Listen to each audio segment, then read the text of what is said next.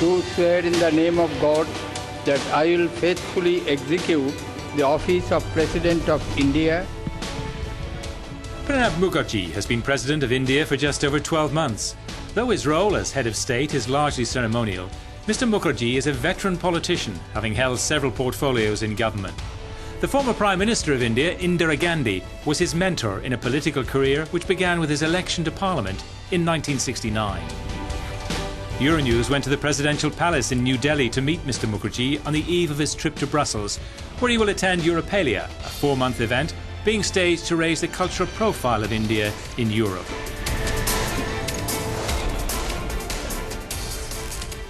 Mr. President, thank you very much for welcoming us into your house and for participating to this global conversation, a conversation which we hope will shed some light on some of the most crucial issues at the heart of India today. You're coming to Europe at a time when both India and the EU are grappling with great economic difficulties. We heard a lot about the euro crisis, but India's problems have taken us by surprise. You were supposed to be the future, the smart industrial powerhouse, one of the so-called BRICS countries. So what happened there? First of all, I would like to express my views on this issue. I am fully aware of it because I myself was involved. When the crisis began, first financial crisis in 2008, I had to bear the additional responsibility of heading the finance ministry. Therefore, I had to face this problem. Indian GDP was growing at a fast rate of around 9% plus. But when I took over, I found out that there was almost a fortnightly basis sliding down of the GDP growth. From hindsight, we can say that we did not understand the depth of the crisis at that point of time. So immediately we had to rush, and like most other countries, we provided stimulus package. Frankly speaking, we could not recover from that shock. I am not talking of India, but also the whole world.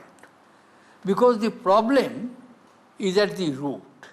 And that root from, I think there is a commonality of the problems of Eurozone and ourselves, and most of the emerging countries and some of the developed countries also, that our borrowing is not matching our mobilization of the resources. It required radical reforms. Many of the European countries did it, even taking the risk. I salute them.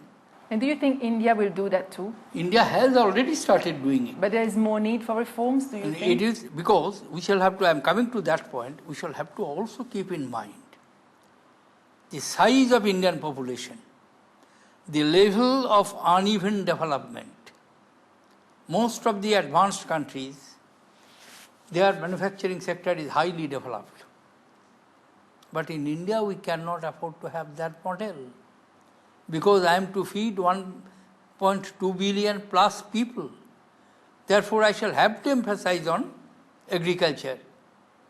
I shall have to emphasize on the development of rural India.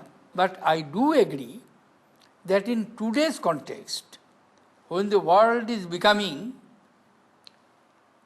economically integrated, and global economy is no longer a dream but a reality, we shall have to work collectively. But keeping in view the country-specific requirement. And talking rightly about cooperation, the EU and India are strategic partners, and there is a free trade and investment agreement on the table since 2007.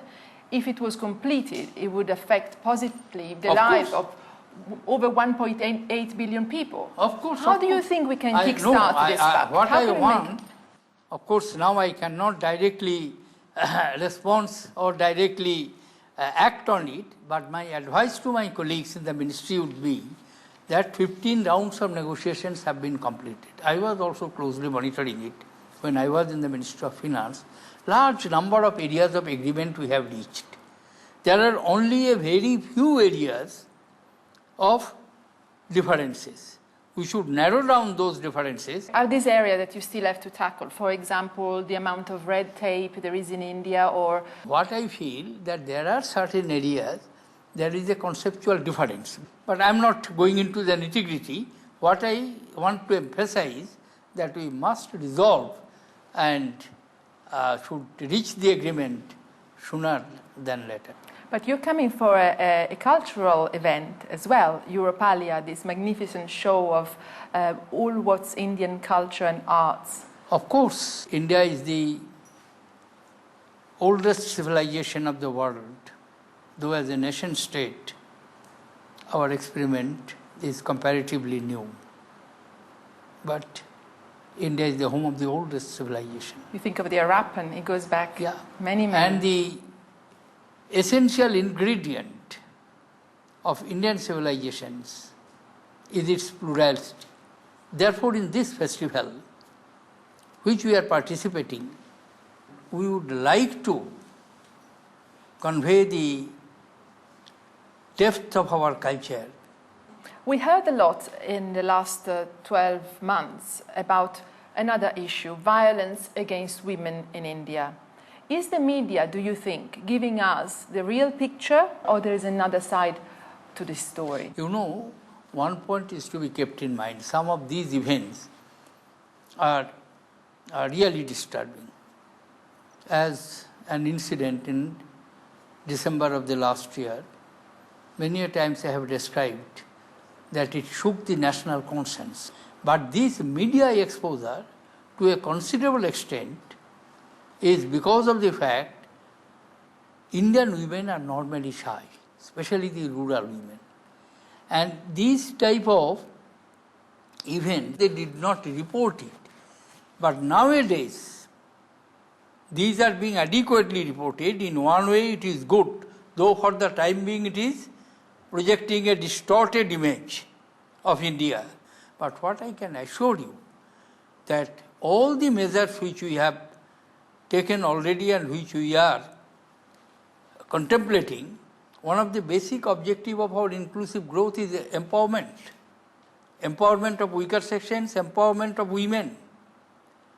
In our local bodies, more than 3 million elected local representatives participate in the decision making. Right now, when I am speaking before you, more than 1.2 million chiefs, women chiefs of these local bodies, they are exercising their authority. Yes, because that's a clue. You have to give women more clout, more education and more clout. But also men, don't men need to be re-educated a bit? Because maybe from schools they don't respect... Absolutely needed. That is absolutely needed. Awareness building, education, creating consensus. And that's why I have coined a phrase and I have asked my countrymen to reset our moral compass. After a decade of relative quiet, we have seen an increase of violence at the line of control with Pakistan. We know it's in the news, on the front page these days. And do you think you will see peace between Pakistan and India in your lifetime? In 1971, when Indira Gandhi was Prime Minister and Zulfikar Ali Bhutto was Prime Minister of Pakistan, India entered into an agreement which is known as Simla Agreement. And in that Simla Agreement, India ceded all the occupied territories which Indian Army during the war. In our basic foreign policy, we do not have any territorial ambition. We do not have any ambition to export our ideology to any country, or we do not have any commercial interests. Because when I was foreign minister, more than often I used to say that I can change my friends if I like, but I can't change my neighbors if I like. I shall have to accept the neighbor where he is. He is my neighbor. Whether I like or not doesn't matter. Therefore, it is for me to decide whether I will live with my neighbor in tension or in peace. We opted for peace. But one point is to be understood. No country can compromise its territorial integrity. That is not possible. And second thing is terrorism. And terrorist activities must be curbed, and state-sponsored terrorism can never be acceptable. India says that this is state-sponsored terrorism, and of course Pakistan says it's not state-sponsored terrorism. No, it may not be, but non-state actors, that is the phrase they used. Then I responded by saying that non-state actors are not coming from heaven. Non-state actors are coming from territory under your control. India is going to vote next spring. Major general elections are coming up. I know you cannot talk about party politics in your position today, but you're a senior politician, you've seen so much of Indian politics. So can you tell me really briefly, what do you think are the key issues that are going to win or lose the elections? Economic development, inclusive growth, maintenance of law and order, protection of internal security, and protection from external threat. So Indian electorate are fully aware of their responsibilities, and I am quite confident that they will exercise their rights very wisely.